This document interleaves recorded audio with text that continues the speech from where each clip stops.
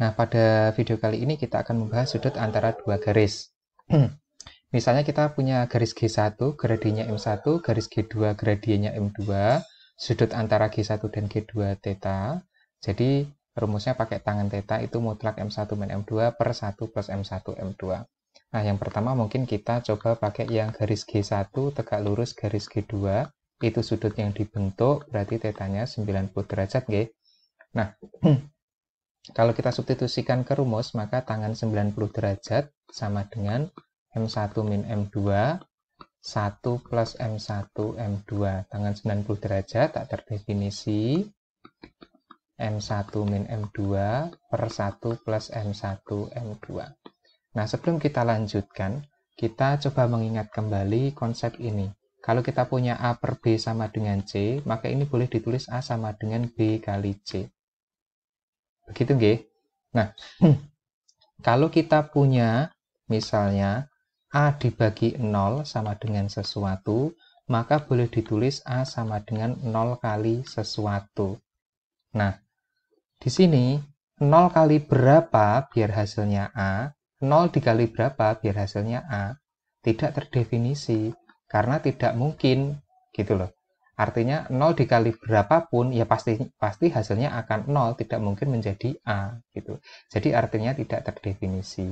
Artinya kalau kita punya A per 0, hasilnya tak terdefinisi. Atau kalau kita baca ulang, pembilang dibagi penyebut, hasilnya tak terdefinisi, itu kalau berapapun pembilangnya, haruslah penyebutnya 0. Pembilang dibagi penyebut, hasilnya tak terdefinisi, itu haruslah penyebutnya sama dengan 0, berapapun pembilangnya.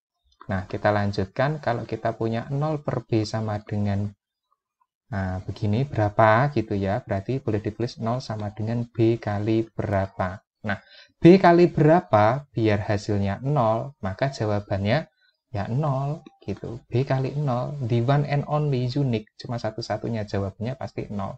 Artinya, 0 per B ini sama dengan 0. Artinya kalau kita punya pecahan pembilang, mohon maaf, pembilang dibagi penyebut hasilnya 0, maka pembilangnya haruslah 0 berapapun penyebutnya.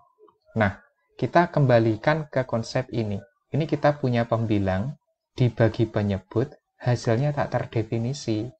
Nah, maka kita pakai yang ini. Pembilang dibagi penyebut, hasilnya tak terdefinisi. Haruslah penyebutnya sama dengan 0 di sini kan.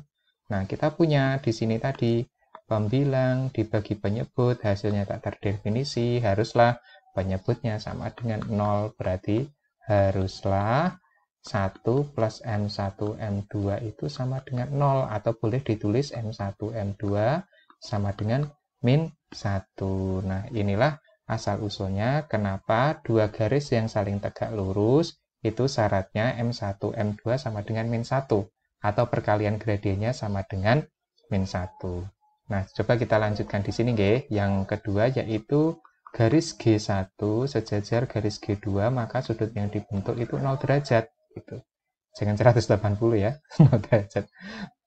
Kalau kita substitusikan ke rumus, tangan 0 derajat berarti M1 min M2 dimutlakkan 1 plus M1 M2, tangan 0, 0, M1 min M2 per 1 plus M1 M2. Nah, kita punya di sini, nah kita kembalikan di sini. Pembilang dibagi penyebut sama dengan 0, haruslah pembilangnya sama dengan 0, berapapun penyebutnya. Pembilang di sini dibagi penyebut sama dengan 0, haruslah pembilangnya sama dengan 0 berapapun penyebutnya. Berarti haruslah M1 min M2 sama dengan 0 atau M1 sama dengan M2.